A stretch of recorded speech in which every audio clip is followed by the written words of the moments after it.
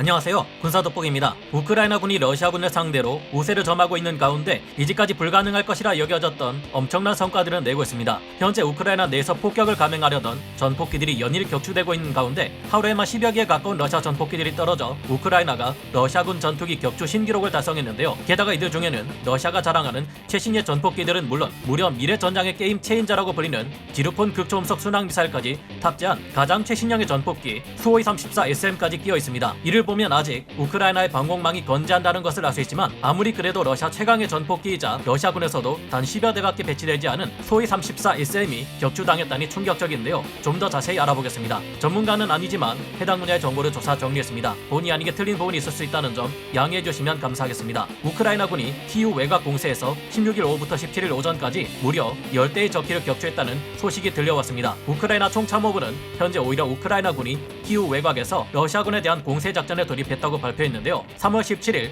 우크라이나 총참모부에서는 이곳에서 패퇴하고 있는 러시아 제35연합군을 지원하기 위해 러시아에서는 다수의 항공기들을 출격시켰다고 합니다. 그러나 오히려 우크라이나의 반격에 의해 러시아군의 최신의 항공기들이 격추되고 말았다고 하는데요. 이에 따라 우크라이나 내에서 점령지를 확대하려는 러시아 지상군들의 목표 또한 좌절되었다고 합니다. 키우 서부 전선에서 우크라이나군은 러시아군의 제35연합군을 지원하기 위해 투입된 러시아 전폭기들을 하루 만에 10여 대나 떨어뜨렸다고 하는데요. 우크라이나 방공군과 공군이 수-5234 2대, 수-5234 SM 3대, 헬기 3대, 무인정찰기 2대 등 10대의 러시아군 항공기를 격추했다고 밝혔습니다. 놀라운 점은 이 같은 전폭기들이 러시아 공군에서도 최정예 최신 전폭기들이란 점인데요. 러시아군이 총 130여 대를 운용 중인 수-34는 수-27 플랭커를 장거리 전투폭격기로 만든 파생형으로 커다란 복자형 전폭기입니다. 하루 사이에 3대가 떨어진 수-34 SM 기종은 러시아군에서도 10여 대밖에 배치되지 않은 최신 개량형인데요. 정밀 타격 능력과 장거리 공대공 전투 능력을 보유했으면 물론 미래 전향의 게임 체인저로 불리는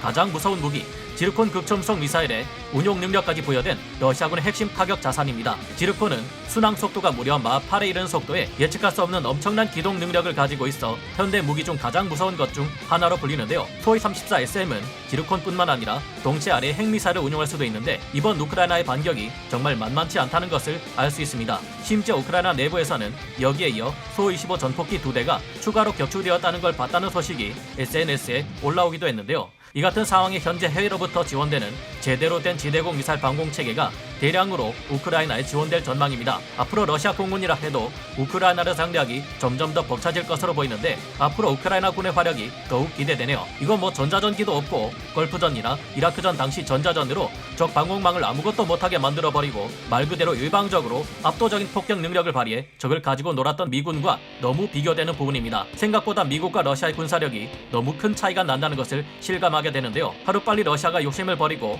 우크라이나와 적절한 협상을 통해 더 이상의 피해를 발생시키지 않기 바랍니다. 오늘 군사 돋보기 여기서 마치고요. 다음 시간에 다시 돌아오겠습니다. 감사합니다. 영상을 재밌게 보셨다면 구독, 좋아요, 알림 설정 부탁드리겠습니다.